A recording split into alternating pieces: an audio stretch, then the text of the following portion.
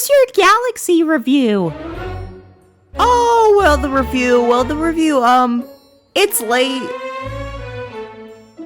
What are you talking about? I'm Bowser Jr. Alright guys, how do I look? Dude, you look racist.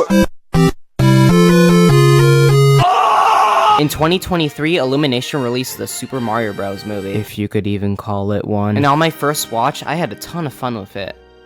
And then I rewatched it. It's clear that a majority of people's first viewing of the film was on a heavy dose of copium. I guess it's because everyone was just dreading an Illumination Mario movie, so when the film came out and was serviceable enough, people just gave it the pass. But man, it really isn't that rewatchable of a film. Every glaring issue gets more and more noticeable the more I think about it. For every praise I have, it's followed up with the annoying licensed music or the lack of character moments and arcs. I usually never get tired whenever I watch a film, but on rewatch, this film genuinely gave me a headache. I still think it's a fine enough film, but it sucks that its main priority is just rushing through all the Mario elements in one package. But nonetheless, the movie was a smash hit, so it's pretty safe to say that we were gonna get a sequel. I wonder what will happen.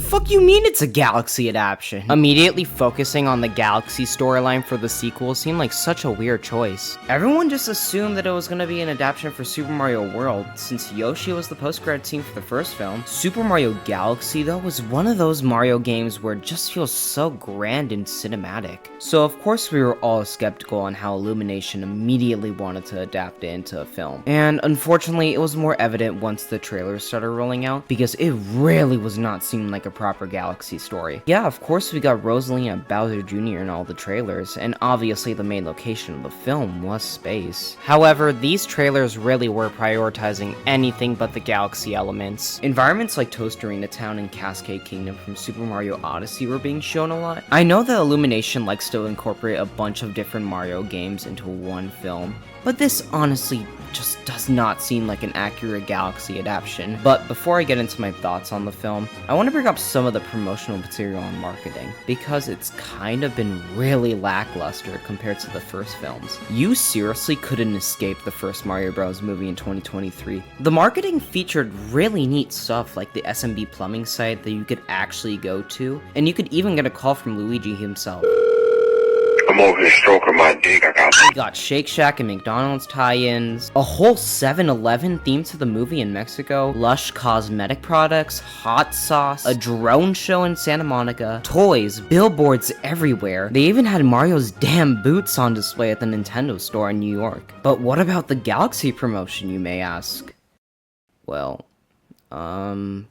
Yoshi cookies, Mr. Beast Feastables, fucking Old Spice. New Old Spice Cosmic Quest 24/7 freshness makes me want to be Mario. The marketing just has been so poor to the point where I completely forgot that it was coming out this soon. I guess it's because Nintendo automatically knew that this movie was gonna make bank at the box office, that they didn't even need to go all out for the marketing. Which kinda sucks, because it would have been nice to see this movie get a way more interesting campaign to go along with it. The Rosalina one is nothing like her solo poster where people thought it was her schlong. Alright, I've been stalling. Let's get into the actual movie. I've seen it twice now, and I'm still really torn on it. I have mostly a lot of positive things to say, but ultimately this movie really is a mixed bag. Getting onto the positives, one of the strongest features of the film has gotta be its animation. It's certainly Illumination's best looking film to date. All of the colors are popping, and it's got the upper hand over the first film's animation, since it did kinda bug me how overly bright everything was in that film. It still looks pretty great, but it could have been even better if the lighting was a bit worked on. Thankfully, it's improved much more here in Galaxy. The animation really helps elevate the action sequences so much. I really adore all the choreography used in them, and a lot of them are actually taken in one long continuous take. It's really impressive what they can do. Especially the first fight between Mario and Bowser Jr., it's so amazing. Honestly, as much as I don't want a Smash Bros. Movie to happen, I really don't mind seeing combat sequences looking the same way as these do. But also, I really don't want the Smash Bros. Movie. Please, what are we doing? No way!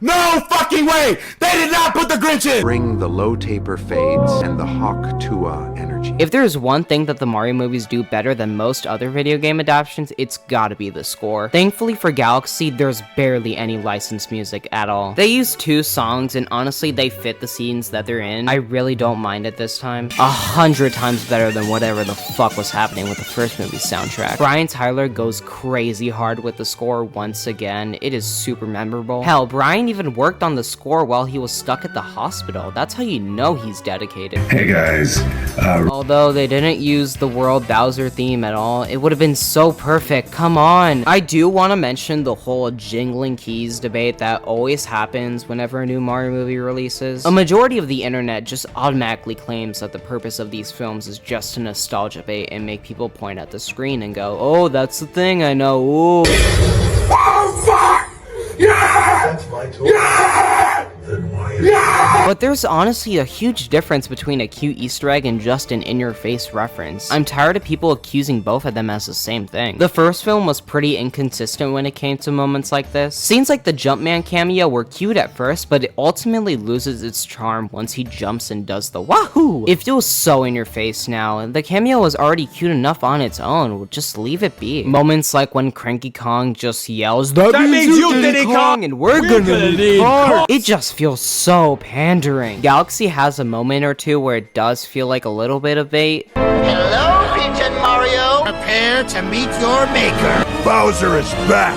and now you feel my fury. Dude, shut the hell up. But at the same time, the inclusion of a couple characters like Game & Watch and Pikmin don't feel like pandering at all.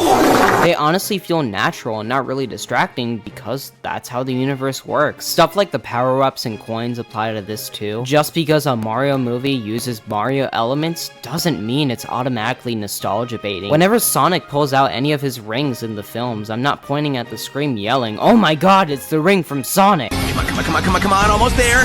First place. No, it's just a natural thing that happens. Really, a nod or two to a character isn't the death of cinema like some people are claiming it is. It's just inoffensive. It's a damn Mario movie. There's no reason to be worked up about it. One ticket to the Marvin Bros movie, please. The last thing I would call these films are slop, since it's clear that it came from a place of passion for the franchise. It just comes off as super disrespectful to the whole team behind it. Thank you for being a fan. I want to discuss the characters now, since there is a lot of them. Mario continues being a really solid protagonist. He's still not amazing or anything. I do honestly prefer the charm of his video game counterpart more, but I still enjoy the movie iteration of him. He's a sweet guy, and I'm glad that you can definitely tell he's got some insecurities. It's honestly nice to see him get nervous whenever he tries to make a good impression on Peach. It gives him way more of a personality. His loyalty is also a really big highlight of his character as well. It's cool to see him rescue Bowser Jr. once the Ruined Dragon swallows him. It's clear that he would still look out for the best in people, even with his enemies. Is it just me, or does anyone else like to fuck to the tone of the Mario Wii theme?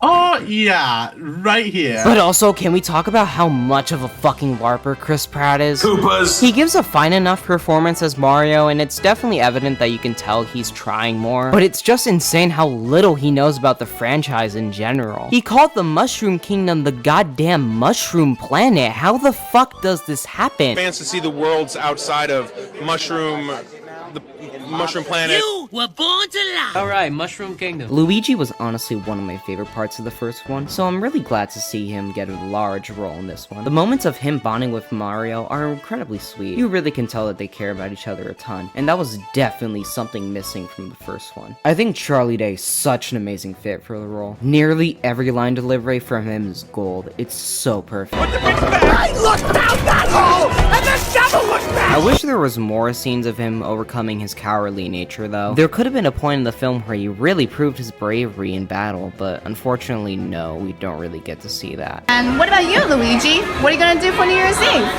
Spaghetti meatballs. Peach is still a fine enough character. It's clear that Anya Taylor-Joy is giving a way better performance this time around. She wasn't bad in the first film, but a lot of lines did feel kinda stiff. Bowser is coming. But this time around, you can tell she's definitely improved. And while I do enjoy the badass moments she gets in these films, her character never gets a chance chance to really shine since she never loses a fight. She never broke a single sweat during any action set piece in the first film, and you can definitely say the same about Galaxy 2. There's never any tension when it comes to her because there's no real sense of danger when she's threatened. We already know that she'll win in combat, so why bother having any stakes? If they continue having her act like this in the future installments, it's really gonna start getting repetitive and tiring. Toad unfortunately still feels very useless to the plot at points. I like him and all, but they seriously don't know what to do with this fella at all. We got Despicable Me too.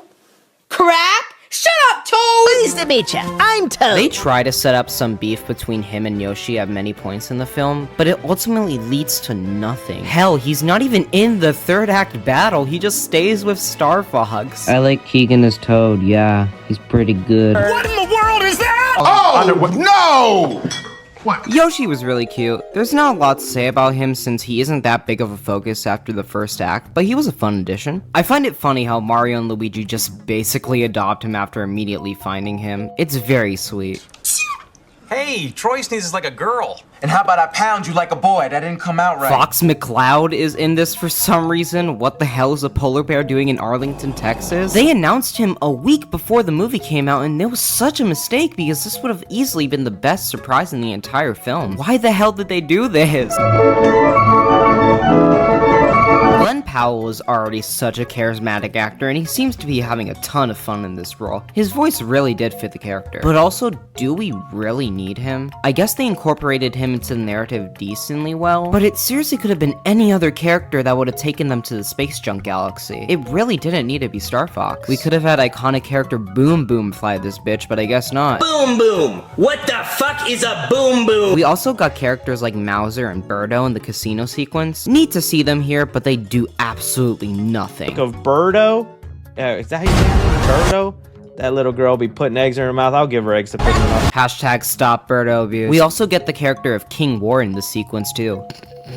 This guy's fucking hilarious. Oh, princess. I like how he's basically just the Jabba the Hutt type of character of this universe. And take a look at him. It looks like if you would touch him, you'd immediately need a shower. Fucking Christ. The main takeaway from this character is that a majority of my Twitter timeline has just been posting this gif of him in the film, and everyone just wants to collectively fuck this guy. First illumination scene animated with one hand. Also, this guy's voiced by the dude who makes the Latinx taco in Turbo. That's pretty good. Dos Bros Tacos and Monkey Petting Zoo. Kiki thinks your novel stinks. Why are these three fuckers even on the poster? I don't mind though. Wart genuinely is top 3 characters of all time, maybe.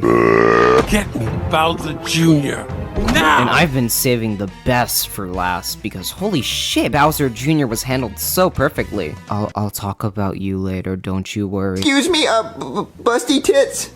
Oh, hi there! Bowser Jr. is one of my favorite Mario characters, and he was easily the aspect of the film that I was most anticipating to seeing how they handle him. And my expectations were honestly met. He was definitely the best character in the entire film. When Benny Safdie got announced to voice him, the whole Mario fandom was genuinely like, Who is this? But thankfully, I'm a movie nerd, and I know who this fucker is. My boys, when I told them I was gonna be in Benny Safdie, they were like, no way, it's gonna be Benny Safdie! I'm like, yeah, it's gonna be Benny Safdie! He'd previously worked with his brother Josh Safdie on a couple films you may know. The two of them split up though a few years back, and Josh went on to direct last year's film Marty Supreme, while Benny directed The Smashing Machine with Black Adam. It's time for India versus Pakistan. Tralaleo, tralala. So going from doing pretty serious stuff to voicing goddamn Bowser Jr. is very funny. But surprisingly for his first voice acting role, he did a really great job. It's pretty different compared to his voice in the games, but it's incredibly unique, and it really felt like he brought the character to life. That's weird.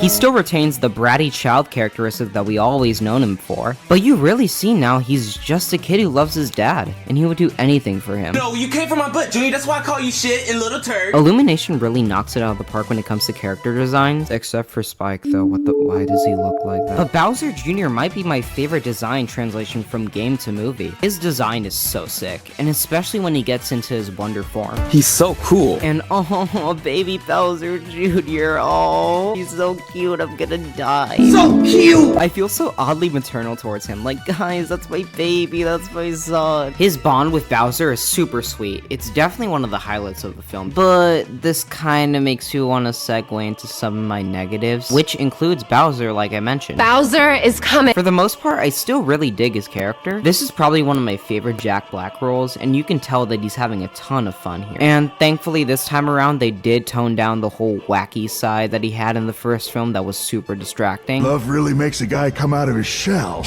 So when Galaxy came around, it was pretty surprising seeing how much he really wanted to change. He's not that mad at the brothers anymore, and this time around, he really wants to help them out. Even when he returns with Junior, you can clearly tell that he still cares about them once Junior tries to threaten them. It was honestly such a fresh and cool direction for this character. I was really digging it until they completely ditched it by the third act. Yay. I don't hate the idea of Bowser considering being a good guy, but ultimately going back to his evil roots. It's just that the execution ended up being super underbaked. You don't really get a scene where he truly returns to his villainous self. I guess you could imply the talk that he has with Junior on the couch, but the switch is barely even noticeable. He immediately goes back to being mad at Mario and the others once the third act kicks in. It feels like total tonal whiplash, which is super disappointing because I wish there was more scenes that focused on the personality switch. This is one of the film's biggest issues in total. It's that you can definitely tell they had the foundation for a really solid film here. There's clearly a couple character arcs that they do set up like Bowser, and it's got way more of a decent premise this time around compared to the first film. But again, those moments never get to shine because the film is just so messy in execution. The only big character arc that we see development on is Peach and Mario's relationship, and even then that could have used a little more screen time. It's clear that this film had way more of a plot than the last one. That film barely felt like it had one since it was way too focused on showing all the Mario elements. It all feels so overstuffed and rushed that you don't even remember that the main focus of the film is being centered around rescuing Luigi. And while yeah, Galaxy kinda suffers with the same issue, it feels a bit better handled this time. Once Peach finds the Lumily, finding Rosalina is the primary focus of the story, at least for Peach and Toad's side plot, the Gateway Galaxy. It still remains cluttered, but not nearly as overwhelming as the first film. They really take their time in the first 35 minutes or so. It gives us a lot more character moments that were really charming and definitely needed. Unfortunately, once Bowser Jr. meets Mario and the others, the film just gets faster and faster as it goes, to the point where once the credits rolled, me and my friends just looked at each other and went,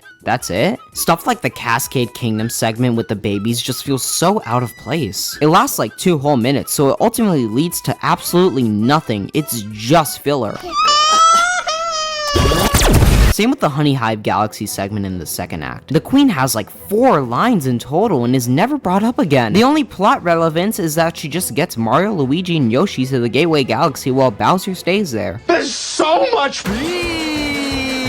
I've seen a couple people say that they could have cut the casino sequence as well, and honestly, I disagree. Peach learns new information via wart on Rosalina's location, so it does actually matter to the plot. Not a thing. You listen to me, you slime ball. Your house of misfits will blow up. Because my house of apple blossom is better, so all of you get out now, or we will make you get out of the club and make all of you cry like babies. Do you all understand me? And lastly, let's talk about the giant elephant in the room, Jesus Christ. Unfortunately, all of our predictions came true, and this is just not a Galaxy movie at all. It's a Galaxy movie in name only, apart from Rosalina being here and a couple elements being adapted. Speaking of which, let's talk about Rosalina, because holy fuck. For the most part, I do really like her characterization in this. She's always been a protective mother that would do anything for the Lumas, so for the majority of it, yeah, they did a pretty good job of her. But at the same time, I still wouldn't really justify this being great characterization because, well, she's just not in the movie that much. She gets the Luigi treatment where we definitely see the potential in her character, but it ends up getting super silent and has nothing to do with the movie apart from being the plot device. Brie Larson is a huge Nintendo fan, and she always seems super happy whenever she was in any of the press tours or interviews. It just sucks that they gave such an incredibly talented and motivated actress like her such a limited role. Rosalina's backstory in the games choke me up every time I think about it. It's such an incredibly simple but yet super emotional tale on grief and family. When Galaxy was announced to be adapted for the sequel, I was really looking forward to seeing how they handled her backstory. And she's the goddamn sister to Princess Peach. Okay, guess I'll go fuck myself. I'm gonna be so honest, this is just such an incredibly lazy and dumb change to her character. The best part of her backstory is that most things are left for interpretation. We never get to see what Rosalina's family truly looked like. This made Rosalina such a complex and interesting character, since everything with her was super ambiguous. It really did make her special. Now, this time around, she was made out of stardust with Peach, and it's just so stupid. I generally do not know what the thought process was here. You're adapting Super Mario Galaxy, what are you doing? And when we finally do get to see Peach and Rosalina interact, the movie is fucking over. If Daisy gets the same treatment as Rosalina in the third movie, I think there will genuinely be riots at Illumination. Honestly, that's all the kind of big gripes that I have with the film. I have a couple other nitpicks here and there, but I don't really care to get into them for now. It's fine. I really wish these movies were like a Sonic situation where they really did focus more on the plot and put references to the side. But there was a bit of an effort this time, so I'll give them some slack. Hopefully Mario 3 will learn from its mistakes, but I honestly doubt it. These movies make $1 billion either way. It feels like a FNAF situation, but wait a second, I fucking hate the FNAF movies.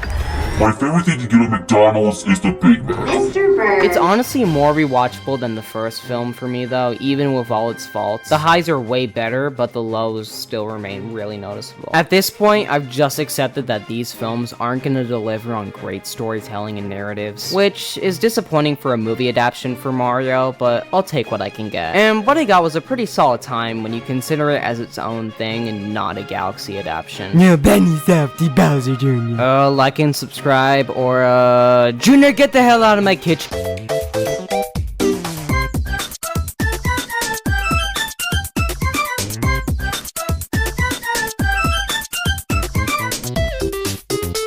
Also, Diddy is in the credits. It's come full circle. That means you, Diddy! And hello, Benny, how are you? So, guys, what do you want to do today?